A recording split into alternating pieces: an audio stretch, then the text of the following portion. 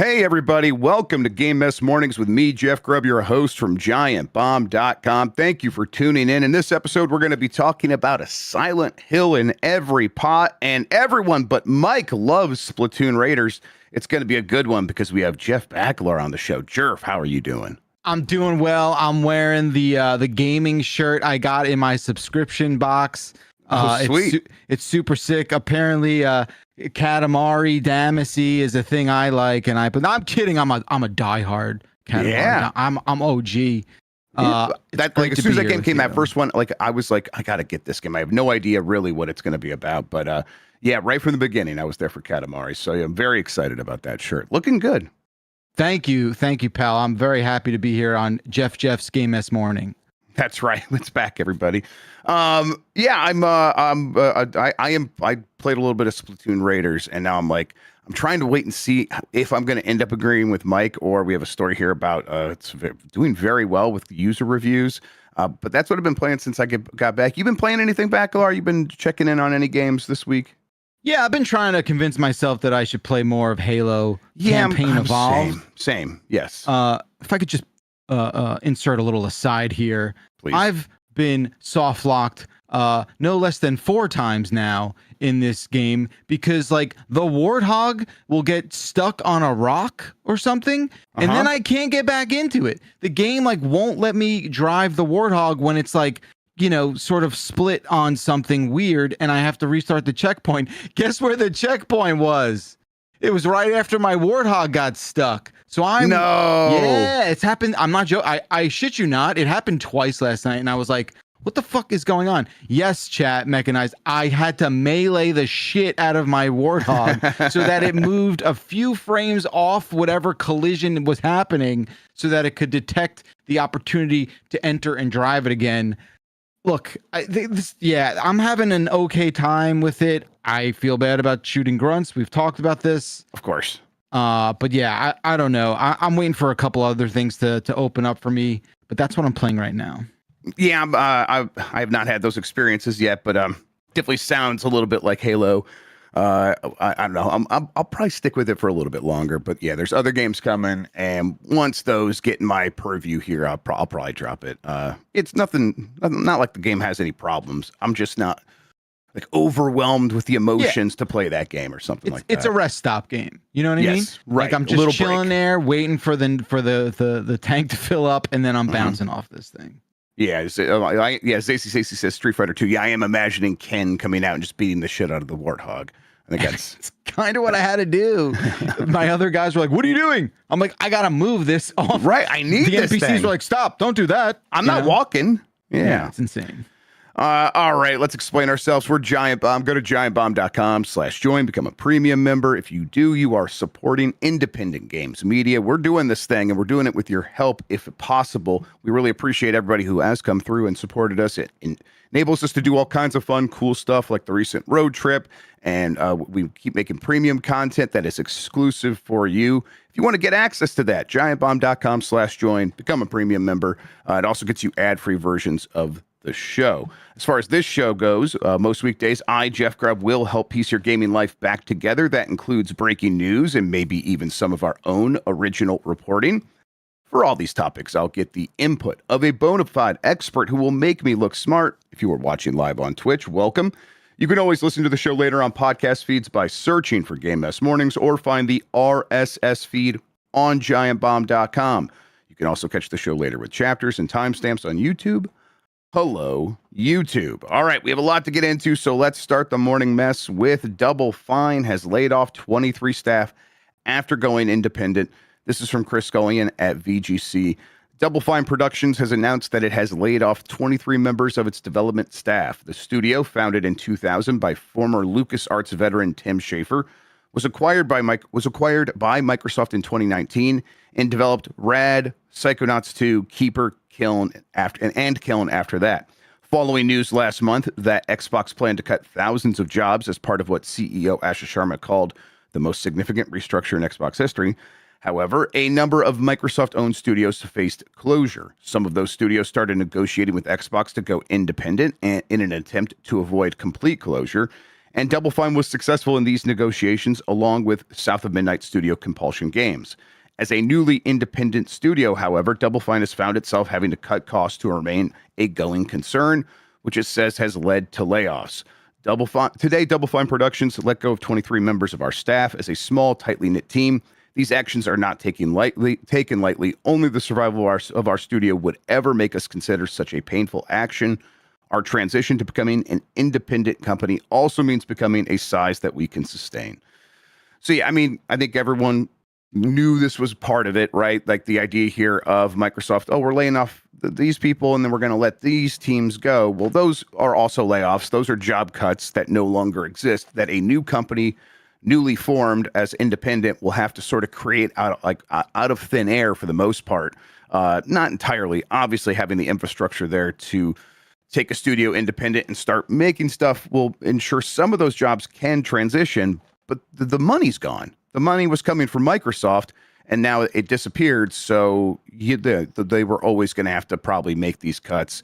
So it's like, yeah, Double Fine is laying off 23 staff. This is still part of the Xbox layoffs, though, right?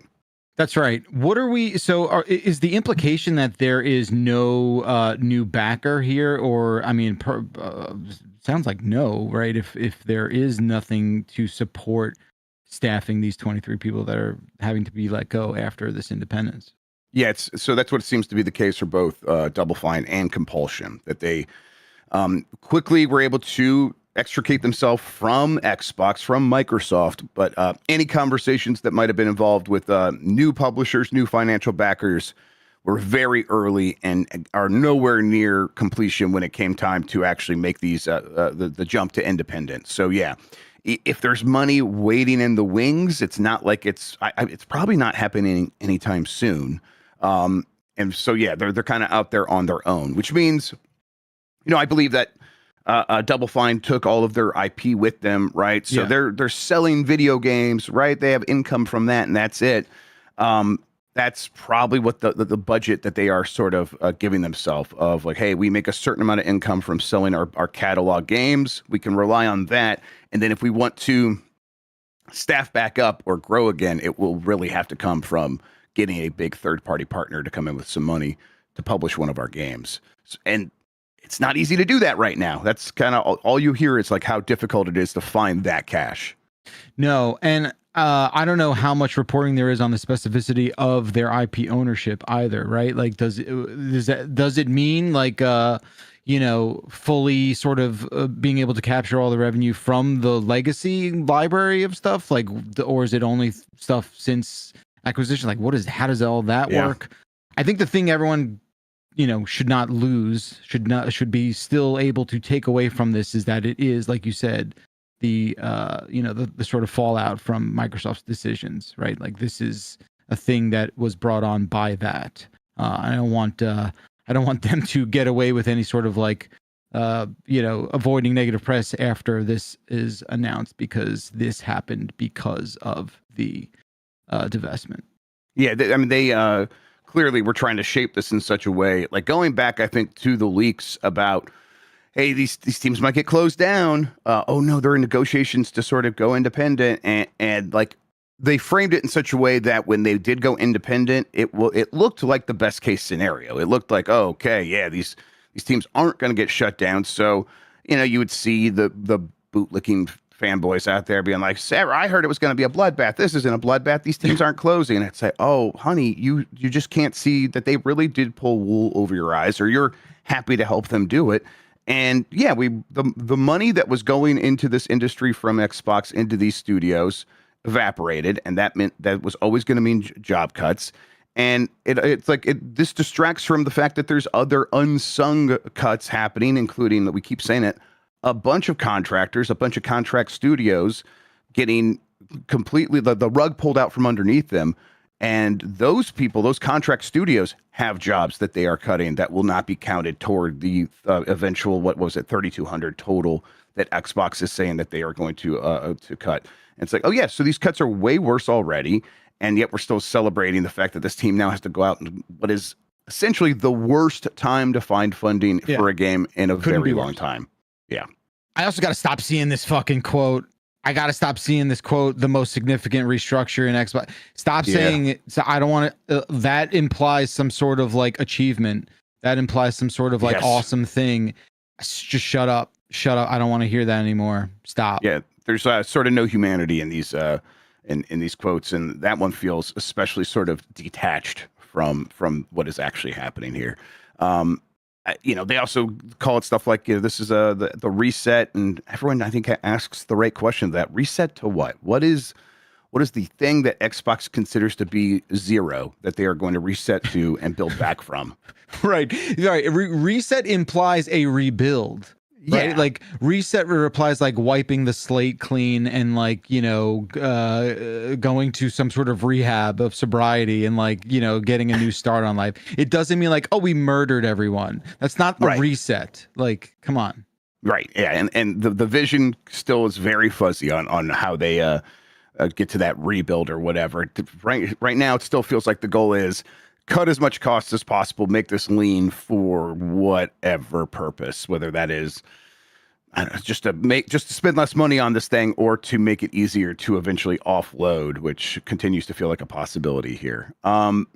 Meanwhile, Xbox had some issues where Xbox Live, do they even call it Xbox Live anymore? Their internet services went out. There was a big outage, and people obviously during this could not launch a bunch of like digital games that they own that required sort of authentication through servers.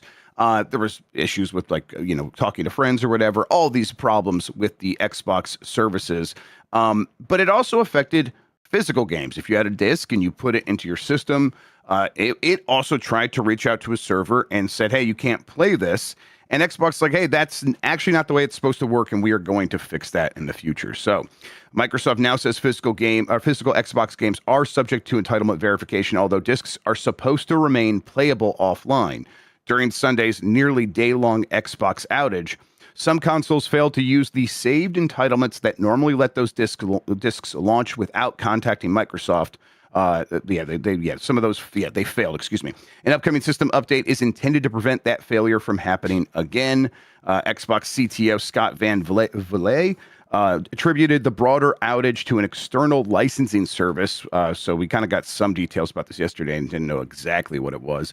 He said the company will conduct a full post-incident review, harden the dependencies used for sign-in and game launching, improve detection and containment, blah, blah, blah, communicate more clearly during future events. Who talks like that? I know, yeah. Right? It's like, what? Okay, buddy. People just want to play their games, and you're out here being like, this is the next broader outage will be better.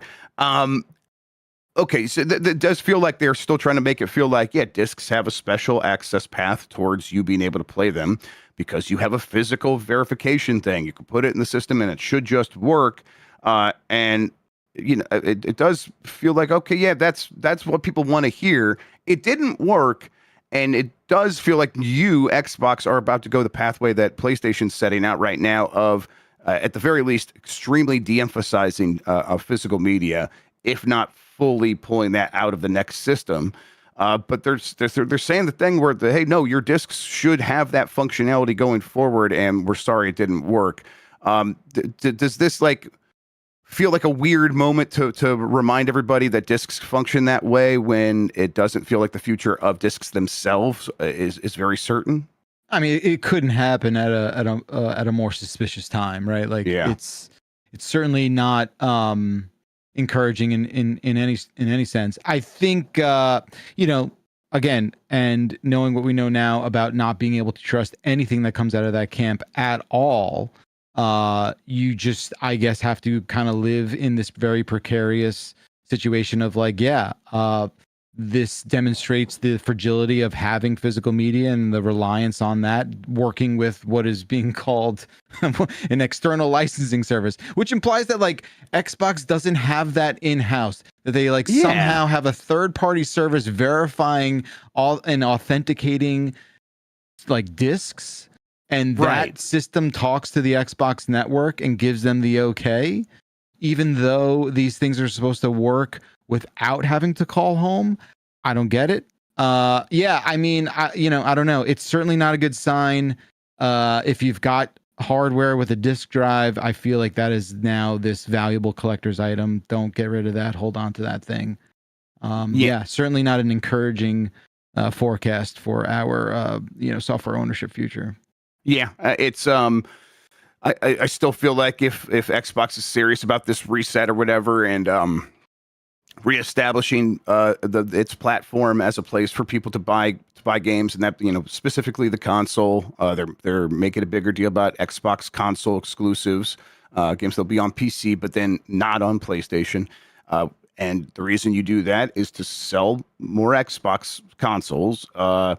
So it's like, okay, they're serious about that side of the business. Supposedly, they are presenting themselves as being serious about it. Well, one thing you could do in this moment, clearly, is to say, hey, we are going to be different than Sony when it comes to physical media, and support it for longer. No promises about forever, but support it for longer. And they have a sort of reverse Xbox One, PlayStation 4 moment, where they could say, hey, we're the disc side of the argument now. And so if you're mad at Sony, come to us. And I don't know, all these opportunities to do that, and they haven't said that yet, when they were like, hey, we're going to decide today, 4 hours later, that we are going to make Gears of War exclusive, like moments before Summer Game Fest, and kind of change the language on that. If they're willing to act really fast on stuff like that, but not on this, to me, it sounds like, no, Microsoft is going to keep going in that direction of discs will be deprecated as well. And it's unfortunate, like, oh, I thought these companies were still competing. That would be such a moment of competition. Doesn't feel like that's in the cards, right? It doesn't. And again, this really all goes back to the trust that they completely obliterated in front of the entire world. Yes. Back in June. It's the same story over and over again. Forgive me if you hear wood chipping going on in the lawn. We're good. I kind of wish we did. Chopping up some trees from storms we've had. It is. There's just no trust. There's no faith invested in any of the things that are coming out of their mouth. So I hate to just sort of paint everything with such a broad brush, but this is the reality of it now. And I don't think anything will really change that dynamic. I think the proof will be in the pudding. I don't care what they say. What matters is what they do, and those actions will speak louder than their, messaging, whatever PR sort of stuff they are putting out there. That's what's going to resonate. That is what's going to be tangible, and we'll be able to sort of conduct analysis on the other side of that stuff. I don't know. I just can't see a future where they are somehow capturing the good guy energy of being the physical media, brand. Honestly, do you see that? Do you see that happening? No. I mean, no. It's there was a 5% chance, just because I could see them talking themselves into, I could see Asher Sharma going to Copilot and being like, all right, what are the opportunities for us today to make a difference here, to kind of get people excited? And Copilot would be like, there's something about physical disc over at PlayStation. Maybe if you took the different tack. I could see her talking herself into it on that side of things, but clearly I'm prompting wrong. I didn't like that response. I didn't like that response. That's going to cost us money. Disc drives are bad. We are already losing money on our consoles, as we will talk about in a story later in the show, everybody. All right, let's see here. Let's get to this one before we take the break. Jerf, Konami wants a new Silent Hill every year. Good. From Gabe Gerwin. Do too. Yeah, I think they're at a point where it's that's actually it's not a threat. That's exciting. Yeah. Gabe Gerwin, Kurt Indovino over at GameSpot wrote this. Of course, this is from Kurt. Kurt's delivering this message specifically to me. This is what's happening. Yes, it's like a telegram at your door, and he's singing it to you. Over the past few years, we've seen a major revival of the Silent Hill franchise, with 2024's Silent Hill 2 Remake offering a spectacular reimagining of one of the series' most beloved entries, while titles like Silent Hill F and Townfall propel the series forward and seek to redefine what a Silent Hill game can be. Turns out having so many Silent Hill projects developed at the same time was a deliberate strategy set by Konami, and a way to prove to fans that it's serious about the franchise. Speaking to GameSpot at a media roundtable event, Konami producer Motoi Okamoto made it clear that the company views Silent Hill as a major part of its business. The main reason why we decided to have multiple titles in the works, like 3 games in the works at the same time, was because we wanted to convey to the players that Konami is serious about coming back into the gaming landscape. A part of the strategy behind that was to work on multiple games at once so that we can have annual releases or have an annual release of a new Silent Hill game every year. That way, players will know that it's not a facade. We're serious about coming back into the gaming space and providing players with new games. Tell you what, like, having this idea of like, okay, first of all, recognizing that Konami's sort of standing with gamers had slipped quite a bit because it did seem like they had abandoned that traditional audience.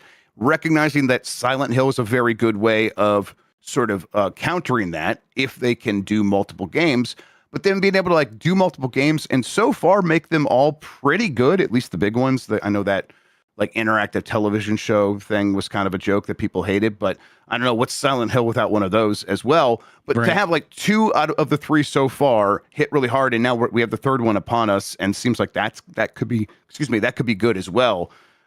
I think Konami's serious, and I think they proved exactly what they were trying to prove here. Yeah, the proof is in what's coming out, and Jan and I actually just took a look at Townfall. Video is up on the site now and the YouTube channel. The way we discussed it, and the way I kind of put it was like, oh, it almost seems like they're kind of like franchising out Silent Hill, where it's like, oh, what kind of Silent Hill you want to do? What kind of, and Screenburn, which developed Townfall, the way the story goes, I think, and Jan, you're listening, keep me honest if I say something completely out of pocket. They kind of just pitched this to Konami, this idea, the story, and Konami was like, yeah, this is dope, go for it. So I like the idea that like Silent Hill can have a new kind of flavor on top of whatever story people want to tell, a team wants to tell. I think that's really interesting. I think that rules. That's a smart way to go about doing it. And what we saw, what I watched of the B-roll and what Jan has played and has reported back, like they are doing they're moving the needle in a way that I think is kind of smart and new and fresh, especially with this sort of like pocket TV mechanic that they've got going on in Townfall. I think that's really smart. I really dig it. And this sort of design seems like it would lend itself to this cadence of a new Silent Hill every year. You know, it's like the new Madden. You know, they just changed. They're just got updating the roster. No, it's more than just updating the rosters. New locations, new stories, but still having that same DNA. This is smart. You got to give them credit.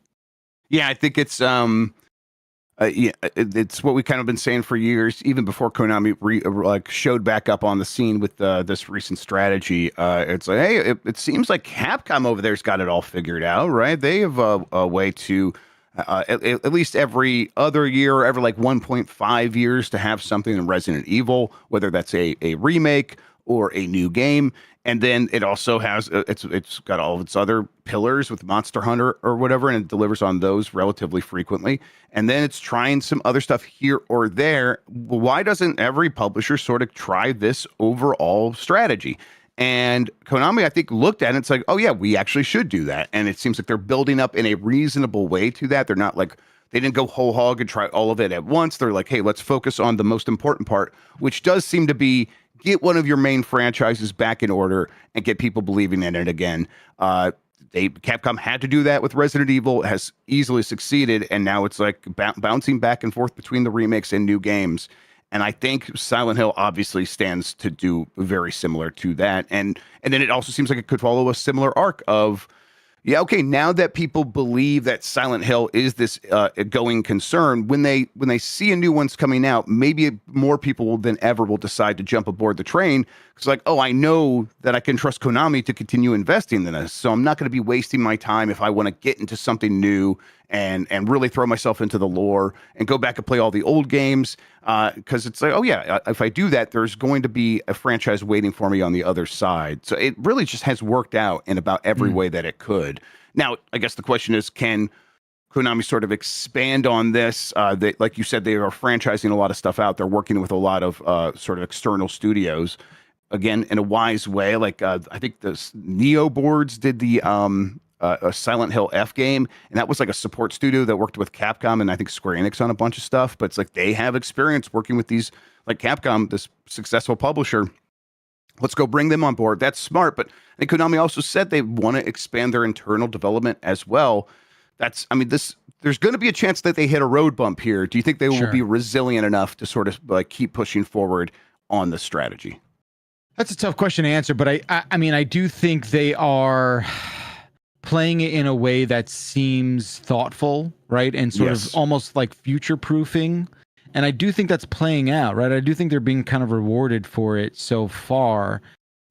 It's tough to tell, right? Like, okay, so every indication is sort of saying like, oh, Townfall at the very least will be a solid experience, right? I don't know. Does the fourth game hit a road bump, right? And then where are we there, right?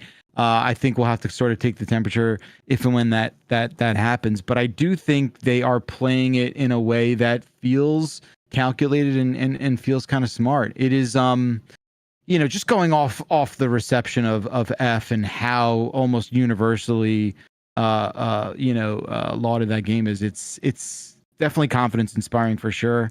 I think I will go out and say selfishly, like the horror genre is probably the one little bright spot in the world of games right now that seems to really be hitting a groove, having a third, fourth, fifth wind, whatever you want to call it. So those people like me were eating well now for sure. But the precarious nature of this industry certainly can't predict what would happen if a substantial, speed bump lays ahead, right?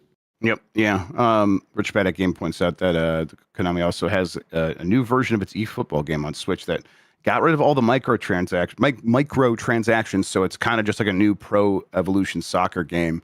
That sounds cool. I might actually do exactly that. There is something encouraging about the kind of like pushback that the that part of the world is sort of like putting out there, right? Like there does seem to be now at this moment this tangible sort of like, the US based kind of like methodology business model is so toxic and shitty. Like what if like that wasn't the case? And that is, I do think, cultural in a big way.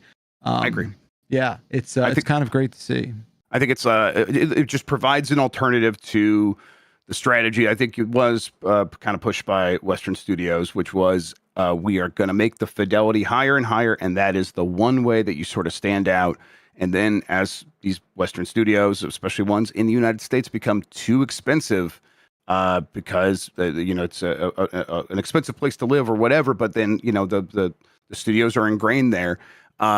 It's like, okay, wait, to outspend the other studios here, we'd have to like spend this much more time on it. That becomes unsustainable. There had to be an alternative, and I think a lot of these Western studios were like, well, we're not going to look at the alternative. We have one way of doing things, and everyone else, especially it seems like in Japan, they've like, hey, let's come up with some other ideas. And obviously, they don't have the same cost of living necessarily, but because it is a more affordable country in some ways. But that, like, even take that out of it, it just seems like they're like, hey, we believe there's another way to approach getting people excited about these games, and it's working. I think just having Miyamoto out in the past week being like, hey, make games that are that you care about, not that you're trying to make globally appealing. That feels very different than a lot of the Western studios, and it feels like that has trickled down throughout Japan. Without a doubt. I mean, almost like overnight, there's like this epiphany of like, oh, wow, not being shitty. Turns out that's a beautiful way to live and operate. And you can be a business and not be shitty and still make money and still be okay. It's certainly an indictment in terms of the American system. But that is the story. That is the situation we're in right now. All right, we are going to take a break. When we get back, plenty of more headlines to get into. We will touch on those after this. If you want to skip out on these ad messages, just go to giantbomb.com/join. You can get the ad-free versions of this show and the others right there. We will be right back.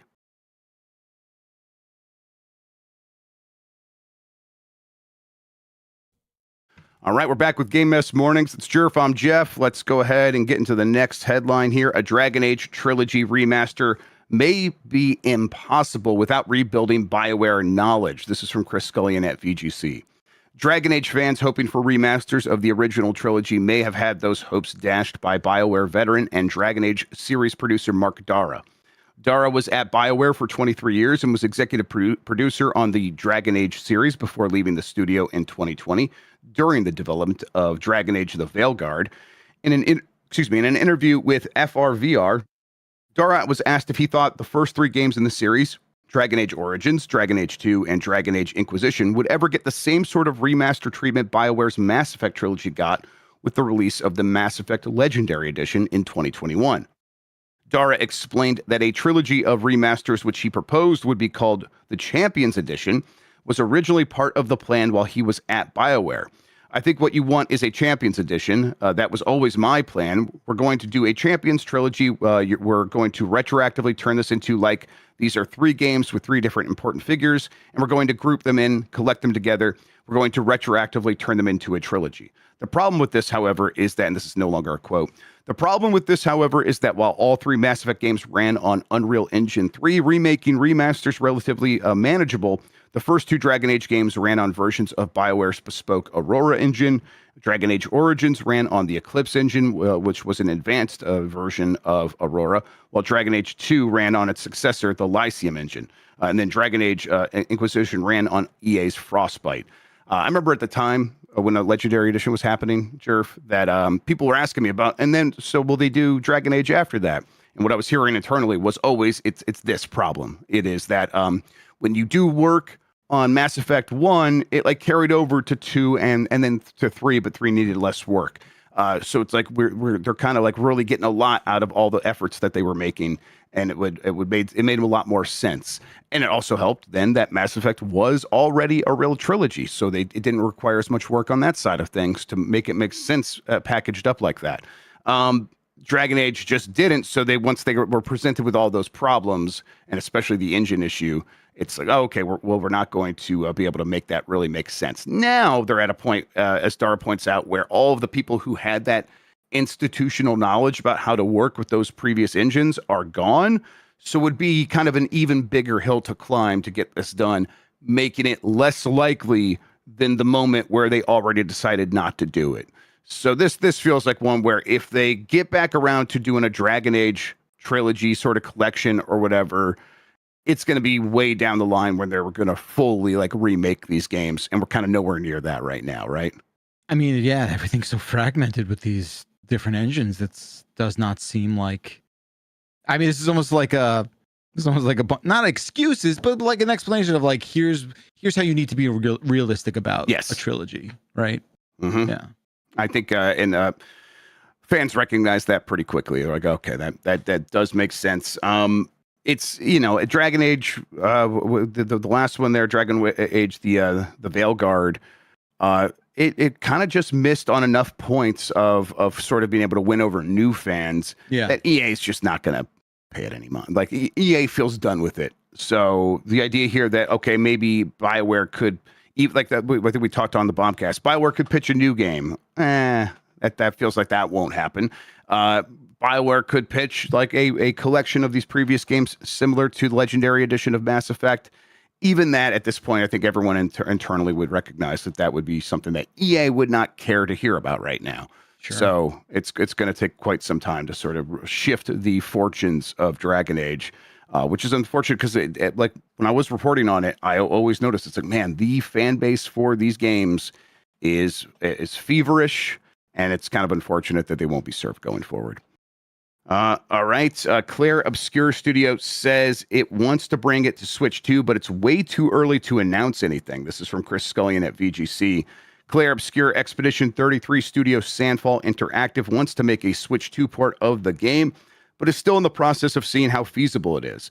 Following a recent post-mortem event discussing the game in Yokohama, Sandfall's CEO and creative director, Guillaume Brioche, co-founder and CTO Tom Gillerman, yes, and lead character, close enough, and concept artist Alan Renaud were asked by Automaton whether they thought the game could run on Switch 2 and whether there were plans for a port. The developers replied that they did not want to bring they did want to bring Clair Obscur to Switch 2, but we're still looking at how to overcome the technical hurdles involved in this, suggesting it takes longer for a smaller team to figure these out.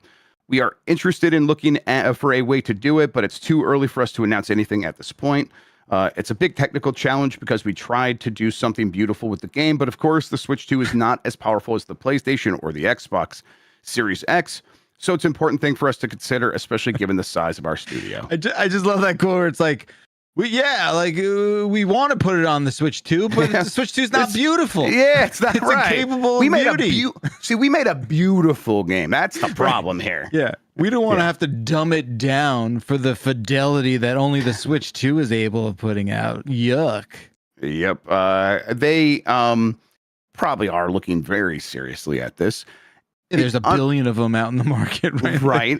Unreal Engine 5 is a little bit of a pain to put on the Switch 2, but it's worked before. I mean, listen, I played Expedition 33 on the Steam Deck, and it looked rough. Yeah, but it was playable. I also think it's a difficult portable game. Yeah. Right. And obviously, Switch 2, you dock it, it's not portable, but like.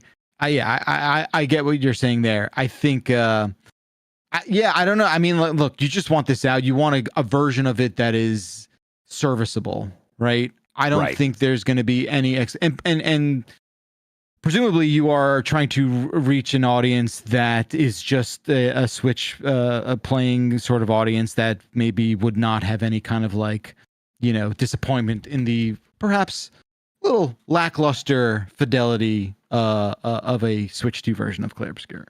And I think it's like we've been surprised a bunch of times now where not only, hey, this game's coming to Switch 2, I guess I didn't necessarily expect that. And then a lot of those have been like, oh, and it looks really good. It runs pretty well. That's happened repeatedly. I think it's going to happen here again. I think the point that the people over at Sandfall are getting at is we're a smaller team. It's going to take a little bit more work for us to accomplish that, unless we begin maybe bringing in a port studio, which they might be doing. Who knows? Right. And look, Sandfall, if you really want to feel good about it, maybe you just call it, Clair Obscur, not so beautiful edition. Yeah, Expedition 32. It's knock it down one. Yes. Right. That's fair.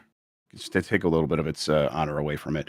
All right, let's wrap back to Xbox real quick. There's a couple other things happening over there. Xbox is reportedly losing around $150 on every console.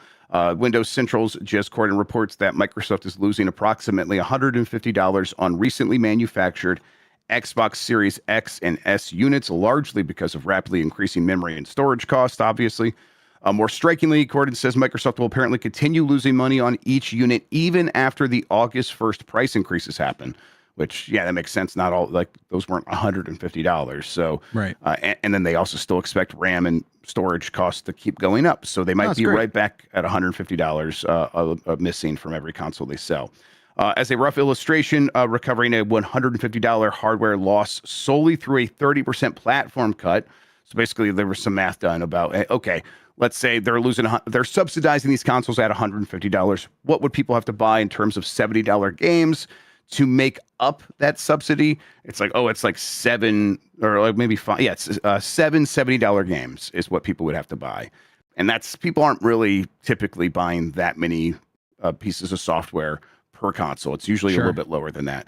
But of course, the real world use case for a lot of people is way different. They're buying first party games and they're getting Game Pass and they're buying games here or there, or they're borrowing games. They're playing free to play games, so there's microtransactions involved. I think $150 subsidy is not where any of these companies want to be. That is not an amount that they have been comfortable with for a very long time, which is why the prices do keep going up. But they're not going to be solved by this most recent price increase that's already been announced. Are we expecting another round of price increases in 2027, Jerf? I mean, to what end, right? Like, yeah, if we've already seen sales start to be impacted. I don't know. I don't know. There seems to be this like extremely wishful thinking throughout the industry that somehow these things will rebound. There's just really no evidence that points to that sort of inevitability. I don't know. I mean, to what end? Okay, you rate another round of price rate? Like what? I mean, these are now items that are just wildly out of the scope of a traditional consumer. They are becoming luxury elite items that you will tell your grandkids about if you can afford to have children. Right. Yes. And then, of course, this sets us up for expectations in terms of pricing for the next gen, which apparently is supposed to be coming across the board from PlayStation and Xbox. And if they're already losing $150 on older hardware that is getting up to $800 or whatever, new hardware is not going to be less expensive to produce. It's going to be more expensive in every way. Yeah, it is. I mean, the pricing expectations, I think, from everyone for the next gen stuff is through the roof, beyond what everyone thought was possible. And also, they fucking did this. Yes. Microsoft, absolutely. Yeah, they fucking did this. So I we can talk about this and keep doing it until we're blue in the face. But like this situation, not 100% directly, but substantially was impacted by their broader business decisions and the investment in AI and the need to build data centers for endless data centers and all these things that require the hardware that is forcing the price up for all of these things. This is their bed. They shit in it, and now they got to lay in it. Yep. Finally, actually a couple more things here. Xbox and Ubisoft introduced one-way console to PC cross-buy. So Xbox and Ubisoft are granting Ubisoft Connect PC versions of 13 games to people who own their digital Xbox console editions. Basically, if you buy these certain Xbox or certain Ubisoft games on Xbox consoles, you will then get access to the Ubisoft Connect PC versions as well. It doesn't go the other way. So if you have the PC versions of Assassin's Creed Mirage, Assassin's Creed Valhalla, Avatar Frontiers of Pandora, Far Cry 6, Immortals Phoenix Rising, Prince of Persia The Lost Crown, Riders Republic, everyone's favorite, Skull and Bones, everyone's second favorite, The Crew 2, The Crew Motorfest, Rainbow Six Extraction, which everyone remembers, Rainbow Six Siege, and Watch Dogs Legion. You will not get the Xbox version returned. Yes, the reverse way, I think. Yes, that's how it is. Yes. So, but if you have the Xbox version, you get the PC version. I don't know who this is really for, Jerf. I don't know what needle this is even trying to move. I suppose that Xbox and Ubisoft trying to tighten their relationship suggests something like one about the other. I don't know. But they are definitely they already had the situation where if you have Xbox Game Pass Ultimate, I think you get a small version of Ubisoft subscription service on Xbox. So they've had this close relationship, and it really doesn't seem to have helped either one. So I don't know. Nobody knows their Ubisoft login information. What do you do? Oh my God, right? Who the fuck is being like, oh, sick. Oh, now I'm going to download Connect. Ubisoft. Come on. I live in the real. I don't know who this is for. You're right. Who are you people? Where'd you come from? What your gaming habits are incredibly confusing. I don't know. This seems like how did this even happen, you think? Right? Yeah, right. What sort of weird footnote? This is like when a team like trades and you get conditional draft picks, and it's right.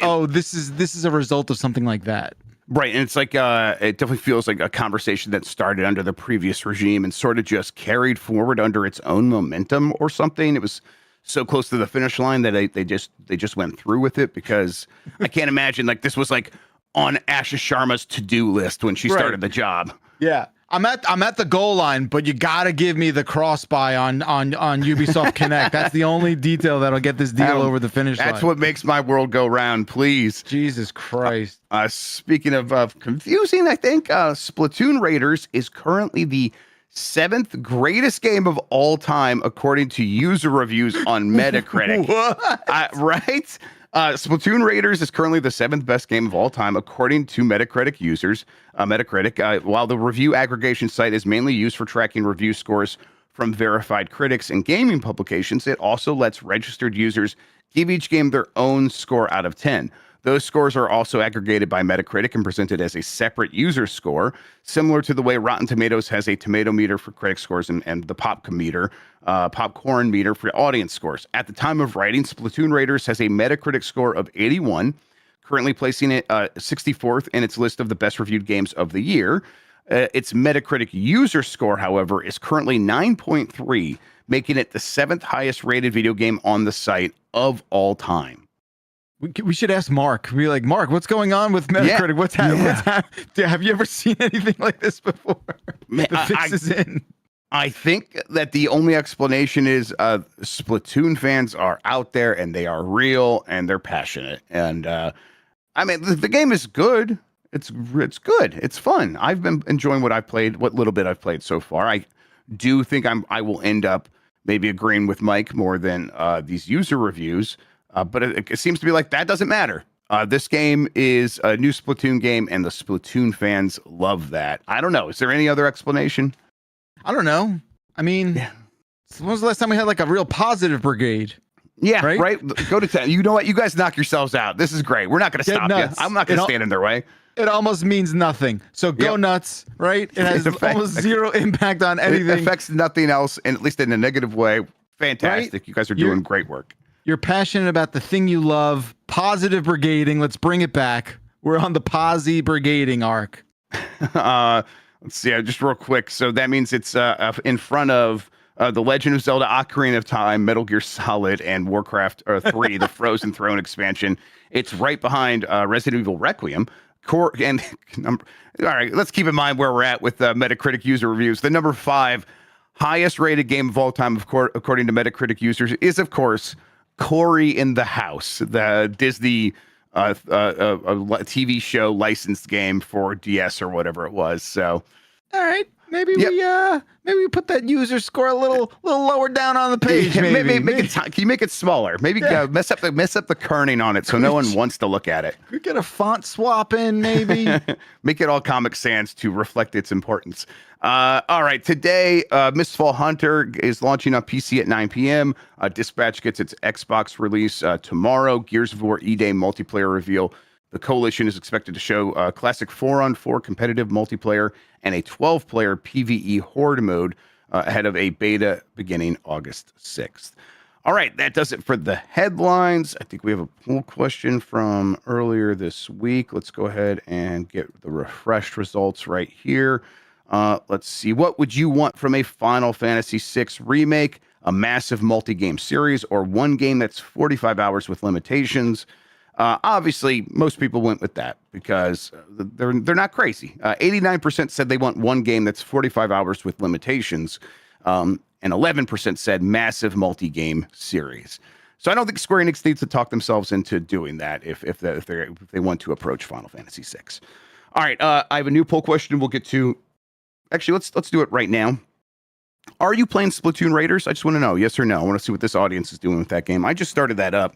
I am enjoying it, but it does feel like, okay, it's one of those smaller Nintendo $50 summer games, could get overlooked.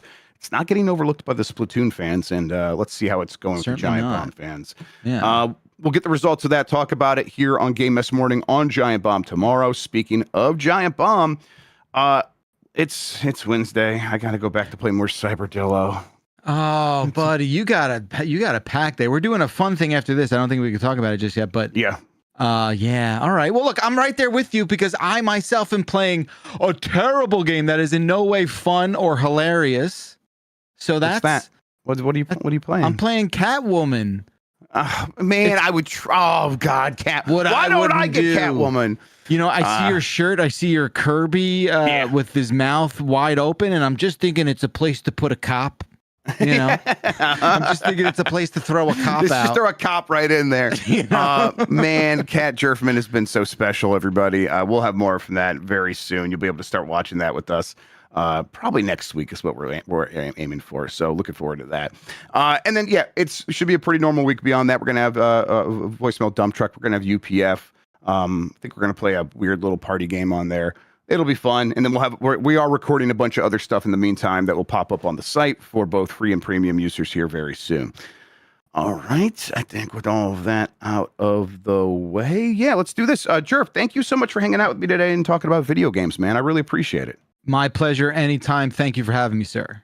Thank you all for watching and listening. You are the best audience in gaming. Until next time, have a good one. Take care of yourself, and goodbye.